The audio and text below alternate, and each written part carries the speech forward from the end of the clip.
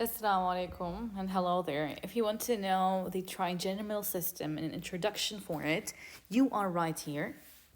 So let's begin. The trigeminal system. You often see this sign, the V or the V cranial nerve. It is the fifth cranial nerve and it is the largest cranial nerve. There are two, one at the left, one at the right. We have sensory and motor components of the trigeminal nerve. The sensory has three divisions, and the sensory takes sensory information, which follows to the central nervous system. So we have here a face, and this face is innervated from three different branches of the trigeminal nerve. So we have here at first the half of the head, forehead, upper part of the eye, and lateral part of the nose, which are innervated by the ophthalmic nerve V1. The V1 goes into the goes from the cranium throughout the superior orbital fissure and innervates the different parts of the head and the forehead, upper part of the eye, and lateral part of the nose.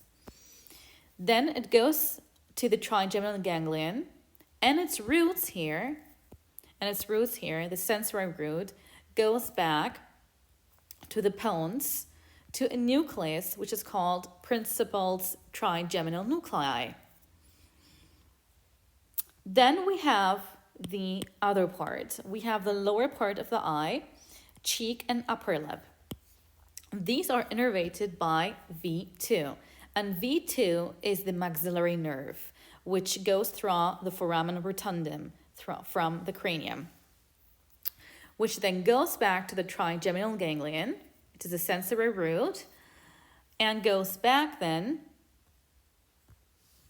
depends on which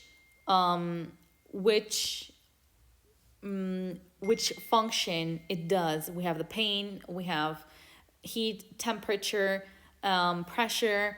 So we have here the three nuclei which are responsible for the trigeminal nerve, which are mesencephalic nucleus, which is in the midbrain, principalis trigeminal nuclei, and the spinal nucleus.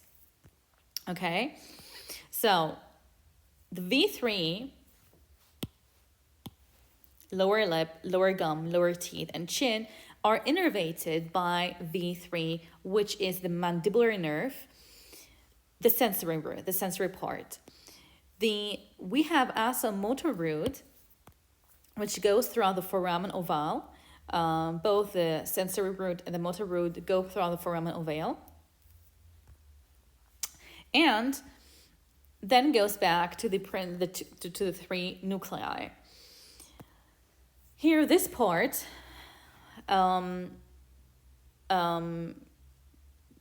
it seems to be like a spinal tract of trigeminal system. We have here all the sensory roads.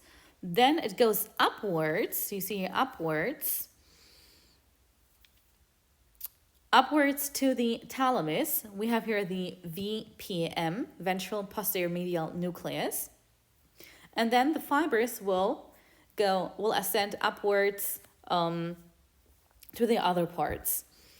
This part here, we have here this part is called the trigeminal lemniscus, or the trigeminal thalamic tract here, this one.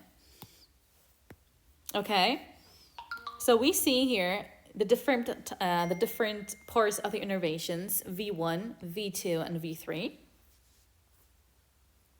And we have two different supplies. We have the general somatic afferent fibers, that supply, and we have the motor supply. The general somatic afferent fibers, they function, or they have the supply of touch, pain, temperature, proprioception, which are sensory fibers. They innervate half of the head, full face, cranial cavity, the anterior cranial fossa and the middle cranial fossa, the eye, nose of paranasal sinuses, oral cavity, and the external ear, which alongside is innervated from the 7th cranial nerve from the glossopharyngeal, and from the 10th cranial nerve. Then we have the motor supply. The motor supply supplies the muscles of mastication, which is temporalis, masseter, lateral and medial pterygoid.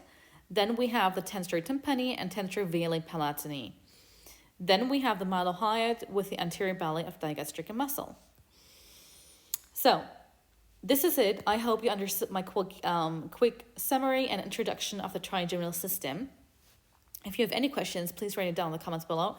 I see you in the next video.